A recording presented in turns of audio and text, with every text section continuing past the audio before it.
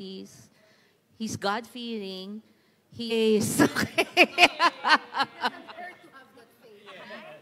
Year of Mateo and Maricar. Maricar, I don't know if it's necessarily a flaw, but kind of. Kasi she built her whole world around her son. And her son, the same thing, just also built his world around his mama. Kasi silang dalawa lang.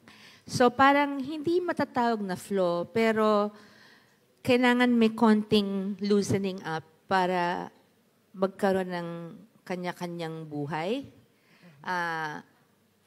Kasi parang you can't live your life for someone else only. You have to live your life the way you're meant to live it. And I really believe God put each of us here on this earth for a special reason. And we just have to find that gift and then nurture it and then share it with the whole world because that's what we're here for. I don't believe na panganganak ka tapos naghihintay ka lang bored ka sa buhay mo pakamatay ka na lang or naiinis ka sa sitwasyon mo. I believe you can change your situation in life. I believe that if your father or mother made mistakes when you were growing up, that does not define you. You can make your own future. Whatever your own mistakes were in the past, do not define your today. Do not define you. You can always change. You can always reinvent yourself. You can always... So, in this story, parang hindi flaw, pero sumobra lang yata yung sobrang pagmamahal ng mommy sa kanya, which isn't really a bad thing. Kasi okay lang sa kanyang mag-girlfriend naman si Mateo. Okay na... Lahat, masakit pero tinatanggap. That's why we're saying, real, parang nangyayari sa totoong buhay. Yung, well, at least in my case, I'm sure in Jackie's case, ganun, I'm sure in Tita Mel's case, ganun. With the kids, parang, di ba? Hirap to let go minsan. But you just do it because mahal mo yung anak mo eh. Tapos on the son's part, actually, perfect ng son ni Mateo. Parang si Alden lang in real life. Ganon. So I don't think we focused too much on the flaws. It was more on the... I think there was codependency a little bit.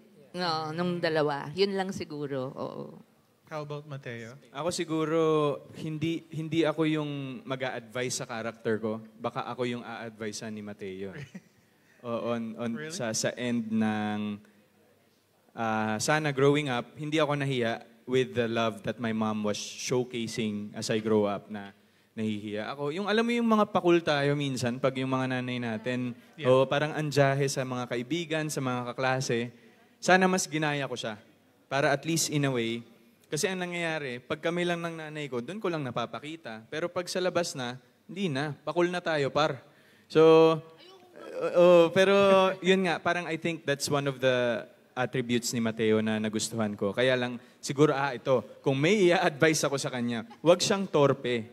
Kasi torpe siya kay Zari, tsaka torpe rin siya kay Mami Maricar sa hindi pagsabi. Ang dami niyang pasikot-sikot na nagbibigay lang siya ng small hints na, well, I guess it's coming from sobrang mahal niya yung nanay niya. And tama, dalawa na lang sila. Pero I think yun din yung isa sa mga natutunan ko as I grow older. May edad na po ako, 31. Magta-32 na po ako next year.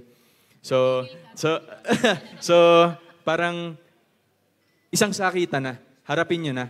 Huwag na natin siyang i-keep ng matagal kasi sayang oras eh. You're only burdening yourself and you're whoever nasa other side of the coin. So, one big catharsis. One time, big time na lang. Sabihin mo na, aalis ka? Oh, mapag-usapan natin. Aalis ako. Mami, job offer. Pero ang ganda ng pagkaka-treatment. Oo, pero kasi it's part of the film eh. Kaya lang, yung treatment. Pero if I were to give an advice to my character, yun na. Diretso na tayo para with anyone na kinakausap niya Don't na waste time don't na. waste time Yeah. beating around the bush.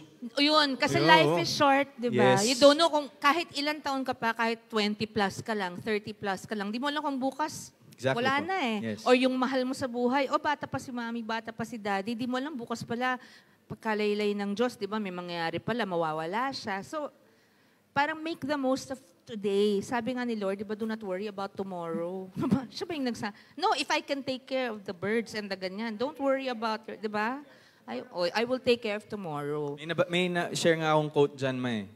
Sa Kung Fu Panda yata to. Cute naman. Ay, maraming wisdom sa Kung Fu Panda. Binigay nung parang pagong. There is Sabi, no secret. don't worry about the past. It already happened and it can't be changed. Parang ganun yung context niya. Don't worry about the future because it's not for us to hold. But seize the present because it's a gift. That's why it's called the present. Yes. It's a gift. It's the gift. Hello, I miss Hello, you! Shelby. My God, Miss since you, my Shelby. teenage days. anak ko, mga veterana na, Xiaoyi. Takang-taka ako siya. Naramdaman ko yung kakaibang aura mo kasi dito sa pelikulang ito. Parang yung The Height of Your Career, heto, bumalik ulit. After a long time na hindi ka gumawa, ano ang naramdaman mo rito sa pelikulang ito? Nung gagawin ko to, excited ako, ate. Kasi nga parang na-miss ko yung ganitong klase ng pelikula. Simple pero mapuso. Tapos mag-ina pa. Syempre, mami na ako ngayon. Malalaki na yung mga anak ko. Iba na sa mga panahon ng mga friends in love, maging sino ka man. Iba na, di ba? So, mas madali na sa akin. Tapos, iba na rin yung age ko ngayon compared to before. Hindi na ako 20. So parang, pero yung soul ko talaga 19. Hindi ko alam bakit nararayuma ako. Yun, hindi ko matanggap. I'm in the wrong body. But, but sobra ako na-excite kasi muna Tita Mel, pag si Tita Mel ang sumulat, hindi ko na kine-question. I'm so used to her expertise, her masterful hand.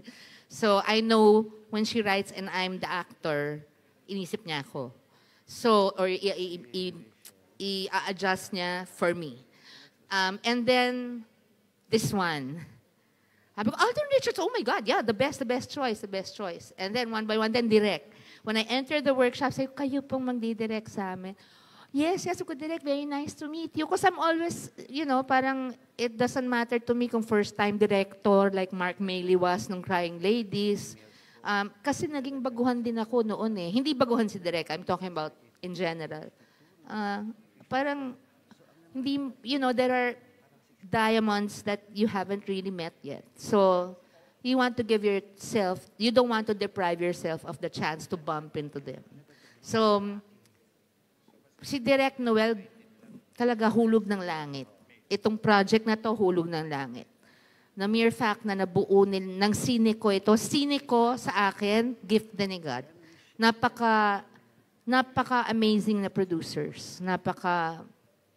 Not just the generosity, yung alam mo ba yung care, yung pag-care nila sa'yo na with the food, with the, a little, diba? Parang pwede mo naman bilhin, pero iba yung nararamdaman mo, may pake sila. Ganon. May pabayong. Hindi, yung maya-maya may suman, may maliliit na bagay, pero natatouch ka kasi sanay ka na sa mga malalaki na parang machine, di ba? I mean, hindi mo naman ma-blame kasi malaki na, maraming iniisip. Pag ganito, parang homegrown na, the personal touch nandun. Tapos, lahat talaga parang just fell on my lap, parang binigay ni Lord sa akin. Ito, si Miles, si Direk, syempre si Jackie, isanin na natin si Pepe kasi nandyan, nakakahiya naman. So talagang excited ako, sobra, at di ako nagkamali. Yes, thank you. Thank you, Shelby. Ayan. Kay Alden na lang po. Isa na lang. Okay. Alden, matagal namin hindi nakita. 45 years, Tita Linda. 45 years. Alden, parang challenge ba sa'yo or na-pressure ka na sa bawat pelikula na ginagawa mo? Ang taas-taas ng expectation ng lahat sa'yo. Para bang kailangan maging magaling kang aktor? Tapos ngayon, magpo-produce ka, magdidirect ka. Anong challenge pa talaga ang kaya mo pang gawin dito? Nape-pressure ka ba sa ganyang expectation sa'yo? Ako po kasi parang buti nga po may nag-expect pa, tita. Kasi kung wala na, medyo mag-isip-isip na ako, baka mag-aaral na ako ulit. Pero kidding aside po, parang expectations has been always part of our careers. Since we entered the industry, all of us here on stage and kahit din po sa ating mga press people and media people, lahat po tayo may nililive up na expectations and hindi nawawala yun sa araw-araw. Lalabas ka pa lang ng gate ng bahay mo o ng pintuan ng kondo mo, you are up for expectations and judgment. Yes tsaka opo exactly ma'am. Parang ang pangit naman pag lagi ka lang nasa comfort zone mo, there's no growth and like what you said, tita, pinapasok ko na po rin yung ibang mga mundo sa likod ng camera. And I think it's about time also kasi yun yung paraan ko para makapag-give back sa industriyang napakabuti sa aming lahat. Na binago po ang buhay naming lahat. So, yes, and, si Pepe po talagang, ito po yung bossing namin dito Ano bang Thank you. expectation sa'yo? Pero, It's normal.